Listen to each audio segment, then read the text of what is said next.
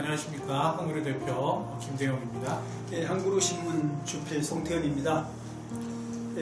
이번에는 우리 한그루신문 5월 31일로 해서 제3면 커버 스토리 경제는 전문 기업과 시장의 몫이라는 그 제하에 글을 놓고 한번 우리가 토론해 보겠습니다.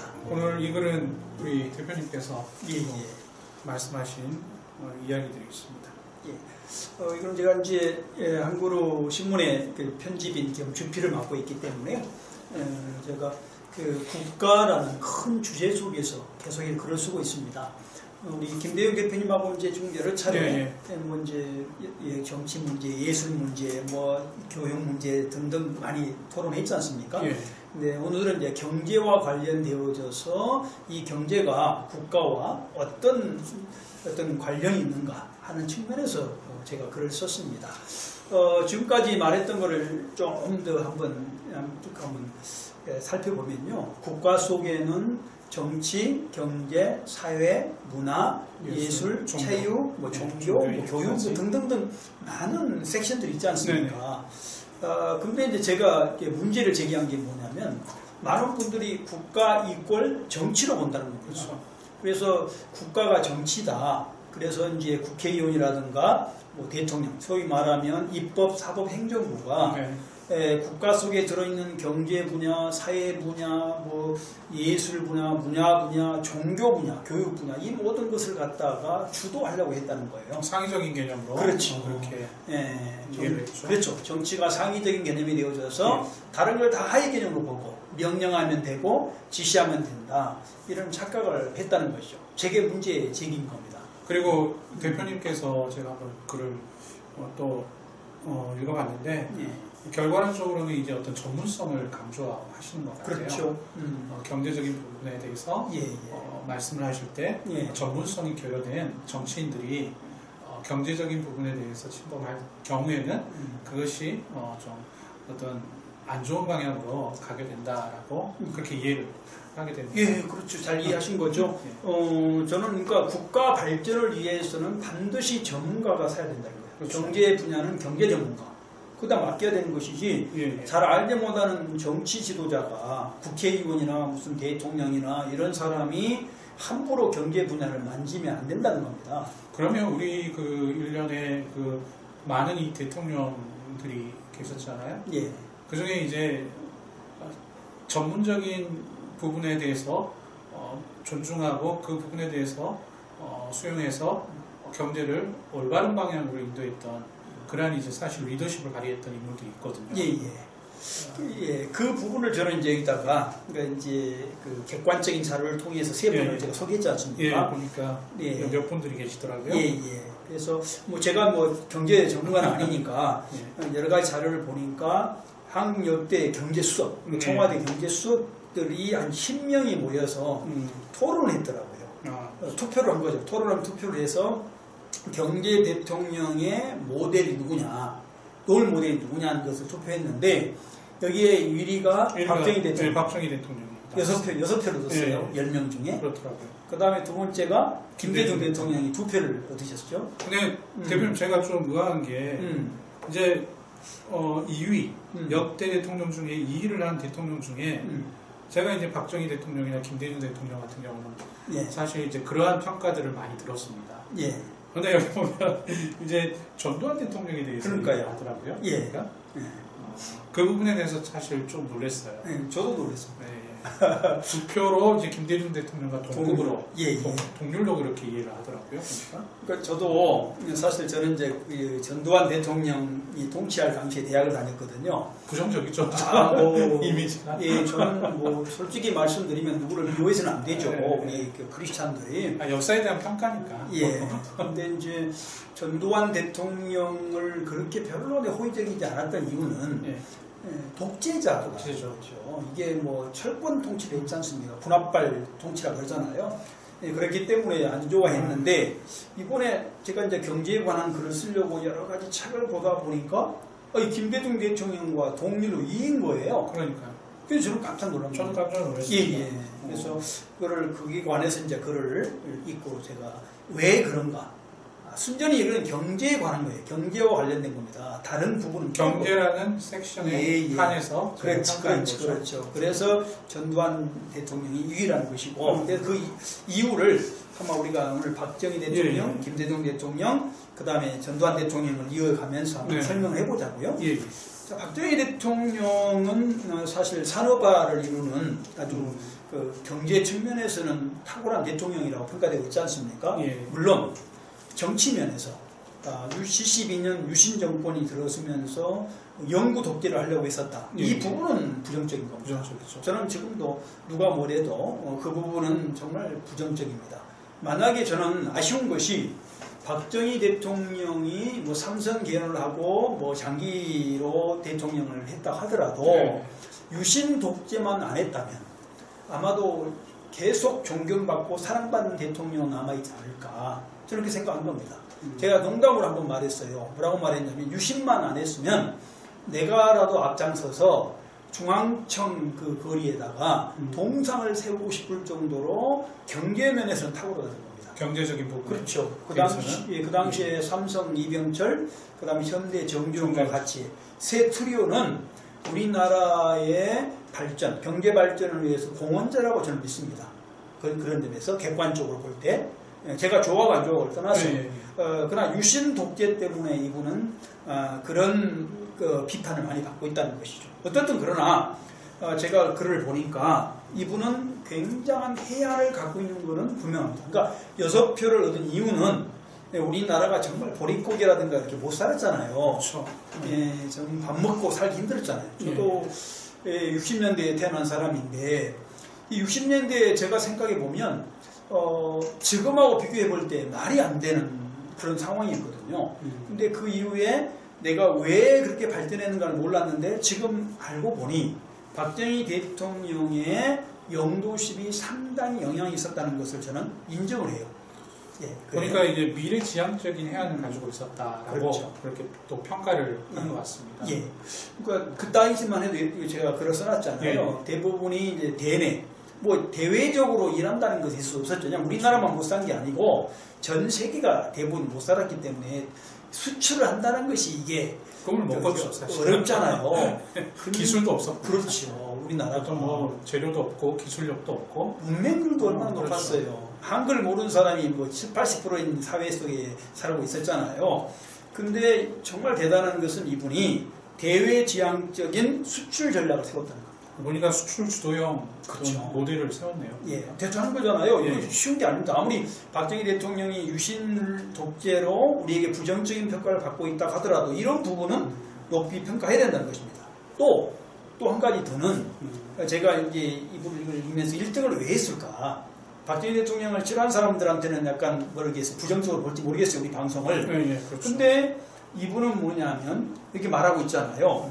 경제팀에게 권한과 책임을 완전히 이해했다는 겁니다. 왜 그랬겠어요? 팀워크를 이룰 수 있도록 그렇게 책임과 권한을 부여했다. 이 말은 뭐겠어요? 그것이 성공의 요지다. 그렇죠. 이 말이 뭐겠어요? 자기 자신이 지금 어땠다는 거예요? 경제 전문가 아니다는 거예요. 비전문가니까. 그렇죠. 전문가에게 맡기겠다. 그렇죠. 그렇게 이해할 수 있겠네요. 그것이 리더십이라는 거죠. 그러니까 자꾸 전문가가 아닌 사람이 전문가의 영역을 해치면 국가고 가정이고 안 만들어지잖아요. 집에서 안 그래요?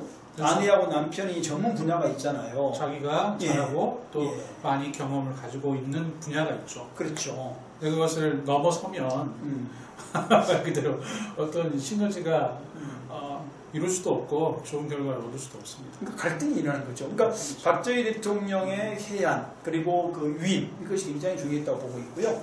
또 두 번째로 우리 김대중 대통령을 다루고 있는데 이분은 이제 우리가 알고 있는 그 소통이죠. 저도 이분을 뵌 적이 있어요. 뵌 적이 있는데 정말 뭐 아무리 그 사회적으로 영향력이 없는 사람 말도 다 듣더라고요. 다 듣고 끝까지 듣고 그 다음에 인정해줘요. 경청 맞습니다. 잘하셨네요. 그러니까 자기가 전문가 아니잖아요. 물론 이분은 공부도 많이 했죠. 그 중에서 뭐 경제학 책을 아주 많이 봤다고 하잖아요. 대중경제학이라는 책도 쓰셨잖아요, 이분이. 그럼에도 불구하고 자기는 경제학을 전공한 사람이 아니잖아요, 경영학을. 그래서 그 사람들의 말을 들었다는 거죠. 또 이제 우리 김대중 대통령께서 대통령을 하던 시기는 IMF 기간 맞아요. 굉장히 사실 어려운 시기였거든요. 예. 제가 아직도 기억나는 게 이제 나라를 구하겠다는 우리 국민들의 마음이 이제 금 모으기로. 예. 그렇게 돈 맞아요. 기억해요. 예, 저도 금을 기억해요. 모아가지고 이제 예. 말 그대로 부채를 정리하고 나라를 살려보겠다는 그런 사실 운동도 있었거든요. 그렇죠. 그러니까 그렇게 된 것이 물론 상황이었겠지만, 네. 그러나 이 김대중 대통령의 장점이라고 하면 하여튼 타협, 모든 사람을 하나 묶을 수 있는 타협, 자기를 주장하기보다는 남을 존중하는 그런 그 생각, 그런 마인드가 아마도 2위를 만든. 물론 IMF라고 하는 것이 김대중 대통령의 경제적인 식견을 드러내도록 했었지만, 그러나 그런 어떤 많은 사람을 인정하고 존중하는 것이, 또 자기가 비전문가라는 걸 알고 전문가의 생각을 존중해 주는 것이 아마도 그 2등으로 되는 그런 어떤 결과를 얻지 않았는가 생각이 됩니다. 그러니까 전문가 시장 여론의 어떤 소리를 경청하고 그것을 말 그대로 정책에 쓸 수 있도록 그렇게 주었던 부분. 지도자는 그래야 할 것 같아요. 근데 그게 굉장히 사실 대변이 쉽지 않거든요. 어렵죠. 네. 지도자가 되면 자기 마음대로 하려고 하는 생각이 있어요. 분명히 있습니다. 사실 교회도 안 그렇습니까? 있죠. 교회도 보면은 담임 목사 되기 전에는 목회자 이전에요. 그러니까. 대표님 목회자 이전에 어느 분야의 어떤 위원회에 전망돼도요. 정권을 휘두르려고 하는 성향들이 강해요, 사실. 그러니까 발전을 못 한다는 거죠. 제 생각은 그 말을 쓰고 있는 겁니다. 이런 점에 있어서 두 분 다 이제 박정희 대통령이나 김대중 대통령이 약간 닮은 꼴 있잖아요. 어떤 면에서는. 그래서 2등까지 롤 모델이 됐다. 참고로 전두환 대통령은 롤 모델은 아닙니다. 롤 모델은 아닌데 경제 발전을 시킨 하여튼 그 대통령으로 투표를 얻은 건데요. 그 다음에 세 번째가 아까 말씀드린 대로 전두환 대통령이 있는 거잖아요. 이거는 저도 솔직히 말하면 당황했어요. 이 글을 쓰면서 당황했다고. 근데 어떻게 전두환 대통령이 이렇게 표를 얻을까 그랬었는데 제가 글을 읽으면서 깜짝 놀랐습니다. 이 사람 밑에 누가 있으냐 우리가 너무 잘 알고 있는 탁월한 김재익이라는 아주 탁월한 경제 수석이었던 김재익 씨가 이분이 이제 저 버마 때에 이제 폭발 사고로 돌아가신 분이세요. 이분이 아주 천재입니다. 서울대 나오시고 경기고 서울대 나오신 분인데 굉장히 탁월한 분이세요. 근데 이분 책을 읽어봤거든요. 근데 이분이 참 놀라운 게 전두환 대통령하고 이분은 안 맞아요. 여러 가지 안 맞는 분입니다. 이게 여러 가지 생리적으로도 안 맞는 분이에요. 근데 원래 이제 김재익이라는 분이 전두환 대통령의 경제 어떤 과외 교사였어요. 그 교사로 가르치다가 워낙 탁월하니까 이분을 이제 경제 수석으로 이제 모셔간 거죠. 근데 이분의 철학이 어떤 거냐면 제가 써놨습니다만은 오스트리아 학파 미제스 그 사상에 완전히 심취된 사람입니다. 그 사상을 추종하는 인간 행동론. 인간 행동론을 저지하죠 그 사람이. 근데 이 사람의 생각이 뭐냐면 정치는 경제, 기업이죠. 기업의 운영에 관여하지 않을 수 있다는 겁니다. 국가가 최소한으로 유지할 때, 간격을, 거리를 유지할 때 그게 유익이다. 그렇죠. 그러니까 정치가 함부로 막 기업체를 흔들고 기업체를 막 함부로 압박하면 안 된다는 거예요. 기업체는 정치와 독립된 기관이라는 거죠. 그래서 기업체는 기업체 나름대로 이렇게 일을 할 수 있도록 도와줘야 되는 것이 정치지. 정치가 막 일 끌고 나가고 기업체를 무시하고 이렇게 하면 안 된다는 겁니다. 그러니까 경제는 전문 기업에게 맡기고 그다음에 시장이라고 하는 게 있잖아요. 시장. 그 시장에 맡겨서 원칙적으로 자유롭게 돌아가도록 해야 된다는 것이 오스트리아 학파고 미제스 사상인데 이거를 그 당시에 1980년대 당시에 김재익 씨가 가지고 있다는 게 이상한 거예요. 그리고 그 사상하에 접목을 시켰고 진행을 한 거네요. 그 사람하고 전두환 씨가 만난 거예요. 그러니까 독재자하고 자유주의자가 만난 거예요. 굉장히 아이러니하죠. 말이 안 되잖아요. 그렇죠. 안 그려집니다. 왜냐하면 독재자와 말 그대로 시장 자유주의자의 만남이라는 게 잘 그려지지가 않습니다. 그러니까 내가 볼 때는 김재익 씨는 김영삼 대통령하고 만났으면 딱 맞는 사람이에요. 원래는. 그렇죠. 이렇게 되면 그게 참 좋은 그림이잖아요. 근데 전두환 대통령도 이 사람이 만납니다. 뭐 출연을 하게 되고 그래서 이걸 주장을 하는데 하여튼 그때 왜 그때에 엄청난 결과를 내잖아요. 보십시오. 제가 써놨습니다. 물가 상승률도 예. 20%에서 3.2% 줄어들어요. 수치가 그러니까 물가 상승률이 20%에서 3.2로 줄어드는 성과를 얻었죠. 이거 기적입니다. 경제 성장률이 10%. 이게 지금 1% 쉽지 않거든요. 마이너스죠. 그러니까 문재인 정권 하에서도 경제 성장률이 쉽지가 않은 거예요. 물론 이제 규모가 커져버렸으니까 우리가 경제 성장이 높아지기 더 쉽지 어렵죠. 이때는 경제라고 하는 것이 낮았으니까 성장률이 높을 수는 있지만 그러나 10%라고 하는 것이 됐다는 것은 놀라운 일이잖아요. 쉽지 않은 그렇죠. 근데 여기에 대한 공헌이 김재기에 있다는 겁니다. 그러니까 정부가 간섭하지 않고 자유롭게 놔둔 그거. 그래서 기업체가 자유롭게 자기 일을 할 수 있도록 해준 거 거기에 있다는 것이고 특별히 전두환 대통령과 관련해서 설명할 때는 제가 쭉 책을 읽어보니까 이렇게 말했다고 하더라고요. 두 분이 전두환 대통령하고 김재기 만나서 전두환 대통령이 이렇게 말했답니다. 경제는 나는 모르니 네가 지금부터 경제 대통령이다. 확실히 예. 위임을 시켰네. 예. 그러니까 김재기 당신이 경제 대통령이니까 나한테 묻지 말고 네가 네 생각대로 해라. 알아서 해라. 완전 위임을 했습니다. 정권 위임. 바로 그것이 이렇게 엄청난 결과를 냈다는 것이 경제계의 결론이에요. 예. 이게 이제 그 위임 아닙니까? 굉장히 중요한 것 같고요. 그런다고 해서 제가 뒤에 써놨는데 김재규 씨가 자유시장 경제를 주장했다고 해서 복지정책. 복지정책은 자유시장이 아니잖아요. 네. 복지라고 하는 것은 뭐냐면 힘이 없는 사람들. 약자를 위해. 예, 약자들. 그 다음에 이제 해야 된다. 그렇죠. 앞으로 가능성이 있는 기업체를 돕는 거잖아요. 거기에도 이분은 굉장한 어떤 마인드를 가졌다. 그렇게 이제 그 책을 보니까 기록되어 있더라고요. 그래서 전두환 정권 때, 50 때 이런 엄청난 결과를 냈다. 그것은 김재익도 훌륭하지만 이런 측면에서는 독재자이긴 해도 전두환 씨의 리더십, 전두환 대통령의 어떤 위임, 이것은 탁월하다라고 평가할 수밖에 없다는 것입니다. 그러니까 이제 우리 대표님 뭐 이 글의 취지는 결과론적으로는 경제 어떤 전문성을 사실 요하는 그런 사실 분야 아닙니까? 예. 그 분야에 대해서 말 그대로 국가 지도자나 어떤 분들은 그 분야에 대한 전문가에 대한 의견과 그들의 능력 그리고 그들의 식견에 대해서 충분히 공감하고 존중하고 그것을 살릴 수 있는 그 모습이 진정한 리더십의 모습이다. 그렇죠. 그렇게 이해할 수 있겠습니다. 예. 이게 이제 사역의 위임화 문제죠. 사실 사역의 위임화는 성경에 나오는 논리입니다. 여러분 잘 알고 계시겠지만은 그 모세가 출애굽하지 않습니까? 주전 1446년에 출애굽을 해서 이제 미디안 광야를 가지 않습니까? 예. 거기에 장인어른 이드로를 만나잖아요. 이드로가 제시한 게 뭐예요? 사역의 위임하거든요. 천부장, 뭐 이렇게 100부장, 50부장, 10부장을 세워라. 네 혼자 하지 말고. 그래서 모세가 거기에 순종해서 그걸 1000부장, 100부장을 세워가지고 자기 사역을 위임하잖아요. 위임하죠. 예, 그래서 굉장한 발전을 이룹니다.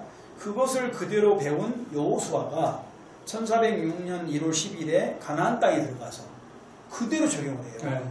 그래서 그 가나안 땅에 들어가서 15년 만에 정말 놀라운 역사를 이룹니다. 그 가나안 땅 전체를 다 이스라엘화하는 놀라운 역사를 이루지 않습니까? 1390년 세상 떠날 때까지 이게 사역의 위임하거든요. 그래서 성경에 나온 원리예요. 이게 사역의 위임하라고 하는 것은. 그래서 저는 박정희 대통령, 김대중 대통령, 전두환 대통령 말할 것 없이 공통점이 사역의 위임하다. 그리고 지도자가 너무 간섭하지 말고 잘 될 수 있도록 도와주는 것이 이렇게 놀라운 역사를 이뤘다. 저는 그렇게 믿고 있습니다. 그런 부분에 대해서 이제 자유할 수 있다면 말 그대로 우리가 꿈꾸는 나라, 우리가 꿈꾸는 공동체는 반드시 이루어질 줄로 믿겠는데 사실 그 부분이 제일 어려운 사실 분야 아닙니까? 그러니까 권력을 잡아버리면 문제가 생기는 거죠. 그러니까 예를 들면은 이제 한 가지 더 덧붙이고 싶은 것은 그러나 이게 이제 항상 조화롭고 평등하고 균형을 잡고 견제해야 되겠지만 비상시가 있거든요. 비상시. 전쟁이 난다든가. 네, 대표님 말씀하신 대로 비상시에는 항상 정치에 집중하시고 정치가 우선돼야 돼요. 네. 왜냐하면 국민들이 투표했기 때문입니다. 다른 부분은 선출한 부분이 없잖아요. 다른 부분은 뭐 회장이 선출된 것도 아니고 그런 주식이라든가 이런 거 주주총회가 결정하는 문제고 또 어디나 뭐 이렇게 국민 전체가 투표한 경우 있지 않습니까? 근데 정치 부분만 대통령과 국회의원만 국민들이 뽑잖아요. 그건 뭐냐면 비상시에 권력을 발휘하는 것입니다. 그래서 비상시에는 경제, 사회, 문화, 예술, 종교가 거기에 양보를 해야 되는 것이고 그런다고 무조건 독재를 해라는 소리가 아니라 국가 발전을 위해서 위기가 닥쳐올 때 그렇게 해야 된다는 것이고 그러지 않을 경우는 항상 밸런스를 유지해서 그렇죠. 전문가가 맡겨야 된다. 각 분야마다 전문가가 있기 때문에 그렇죠. 그게 정치, 그렇죠. 경제, 사회, 문화, 예술, 책, 종교 이르기까지 맡겨서 잘 할 수 있도록 도와주는 거죠. 그것이 정치가 해야 할 일이고 또 내년에 3월 9일 날 뽑을 대통령이 해야 할 일이다. 저는 지금 대통령 후보들이 들든 말든 계속 이렇게 지금 말하고 있는 겁니다. 그 이제 우리 대표님 그 말씀에 저도 전적으로 동의가 되고요.